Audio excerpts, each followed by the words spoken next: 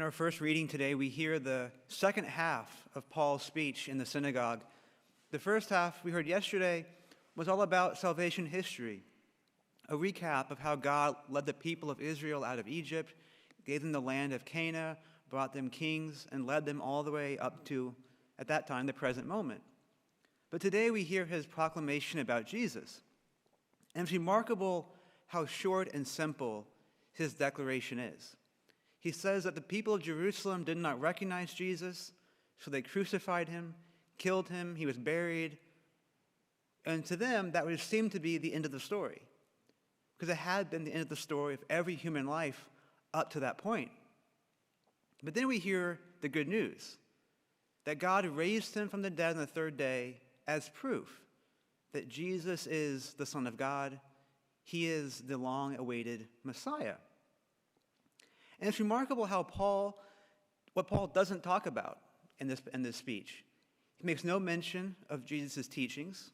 He makes no mention of any miracles or healings of Jesus. And it's not because they're unimportant, but it's because they're not the most exciting thing, the most notable thing about Jesus. The most unique, most notable, most important thing about Jesus is that he rose from the dead.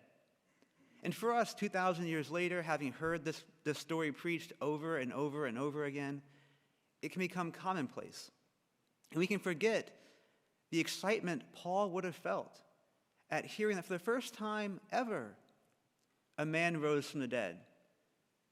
And with that, new hope dawned for all the world. Hope that goodness might actually win over evil, that life might win over death, and hope that perhaps with Jesus, we can also rise from the dead, because he promised to prepare a place for us as well.